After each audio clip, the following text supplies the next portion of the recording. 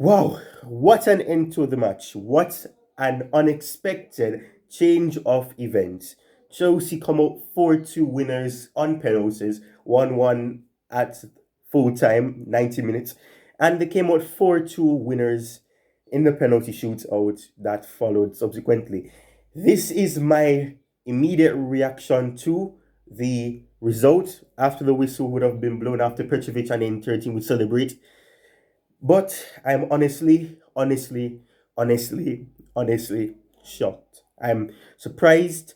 I was saying that we were going to lose. I could see us losing. And, I don't think anybody would really fault me in terms of that scoring approximately 1 minute before the supposed 4 minutes off at a time at the end of 90 minutes is is something that was surprising. My body's still shaking, obviously, but as the video progresses, I'm sure that that will change and I'll be able to speak more collectively and calm. But this is a match that, had a lot of importance for either side. Obviously, Newcastle would have been eliminated from the Champions League, so they would have had to turn to this competition as a way to win a trophy. And unfortunately, they have been eliminated, as a Newcastle perspective would say. And I chose perspective, no pun intended, would say that we have made ourselves, prone to criticism. We have made ourselves look like a laughing case, and we've seen a situation where Chelsea have a lot to improve on. There's an imbalance in this team. There is a lack of structure, consistency within this team. Substitutions came on and they were integral. Gusto came on integral. He made an immediate impact when he came on. But I'm going to go through this quickly, briefly. I don't want this to be too long, so I will go straight into this immediately. First half. First half, Chelsea were up and down, up and down, up and down. We looked like the better team in the first 15 minutes. Obviously, Badashile looked shaky numerous times throughout this game.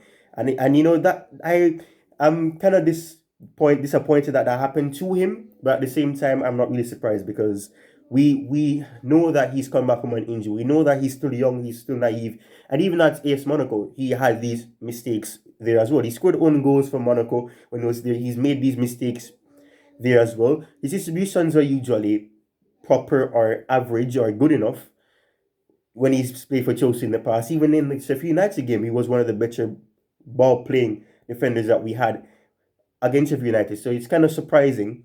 But we make a mistake through Badashile, gives the ball straight into Wilson.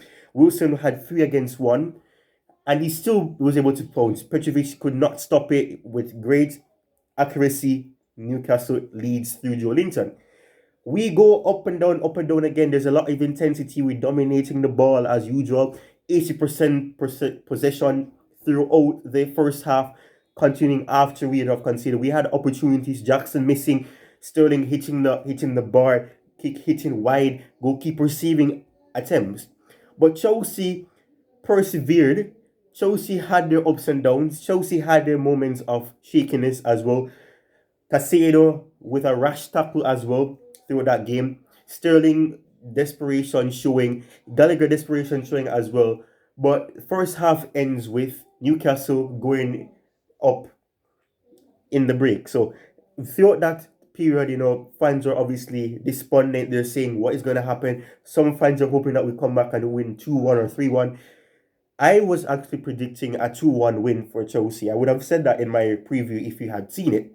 And I would have said the fact that I'm really hoping that we don't see a situation that we are lackadaisical and we struggle. I'm happy for Mudryk. Mudryk would have gotten the goal for us in that deciding moment in the stoppage time of the 90 minutes.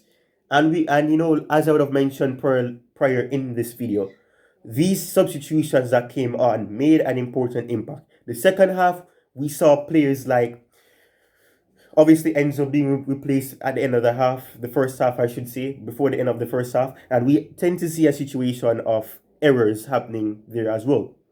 And I'm hoping Enzo is good. The report that came out was that he was feeling under the weather. He's feeling ill or he's feeling unwell. So we will have to see what happens there. I'm hoping it's nothing serious. I'm hoping that he'll be fine and that he will be available in the future games and in the near future. I'm hoping nothing bad happens. But, you know, Newcastle would have felt disheartened. Losing a game in the penalty shootout is one that no team wants to face. And that is exactly what had happened to them. It's unfortunate, yes, but at the same time, we have to accept the fact that Newcastle have come a long way. Newcastle have a bright future ahead of them with proper investment, with proper coaching, with the continuation of their pressing ability, the ability to create chances, cut through teams with a 1-2-3. But one thing I have to say about Chelsea is the fact that they dominated the possession so much that Newcastle had only about two shots, I believe, through the entirety of the game. That is amazing. One shot leading to the goal, another shot being forcing a save from Petrovic. It's crazy. It really is crazy. But Chelsea have seen themselves get some real luck. That luck has not happened to Chelsea in a very, very long time. And some people may say getting a goal in stoppage time should give you an indication that luck is on your side and you're going to win the game. And perhaps that's how they felt. Mujic converts his penalty. Palmer converts his penalty. Gallagher converts his penalty. We see Nkunku convert his penalty.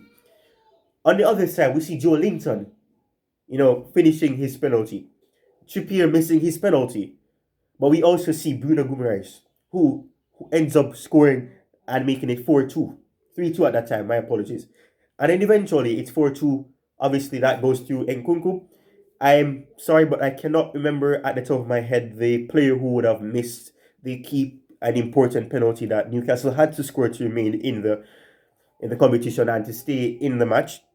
But that save would have been crucial from Petrovic. Petrovic has made himself a hero. He will be happy with his second full game at Stamford Bridge. It's fantastic. I'm really happy for him. It's 2 wins in a row at home, and Chelsea have improved on their home record. Rather than losing numerous games at home, they're not winning or drawing or barely losing games at home. So that is fantastic, and we hope we can build on this. I know a lot of people would say Pochettino should be sacked and Pochettino is not the right man and Pochettino needs to do this and Pochettino needs to do that. And for the final point I'm going to say in this video, I would have to say that I can agree with the fact that Pochettino's system and structure is confusing at times.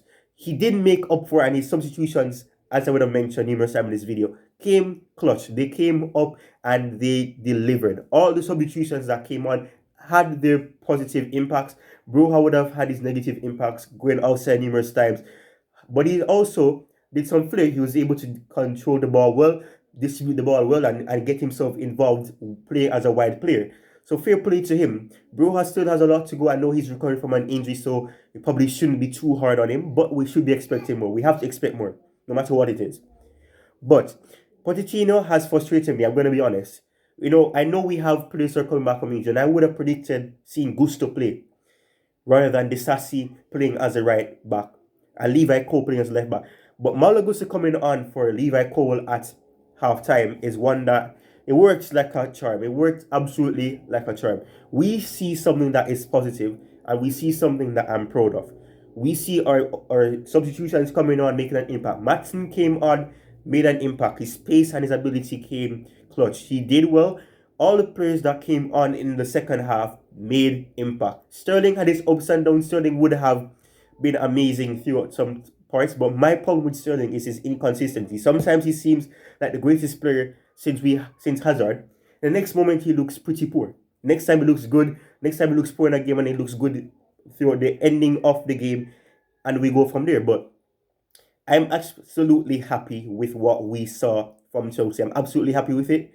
I'm hoping that we will progress here. We're going through to the semifinals. We will have to await who that will be as it relates to the competitor for that semifinals. But it's fantastic. Chelsea progress through, and they will have to await their opponent, whoever that will be, and we will see what happens. The trophy journey continues in the Carabao Cup, and Pochettino's road to winning a trophy, firstly in England, also winning his first trophy with Chelsea, hopefully one that actually has significance. Obviously, we know we would have won the summer competition with the Premier League clubs, but that really doesn't really count as it relates to winning trophies that really mattered historically in the English leagues.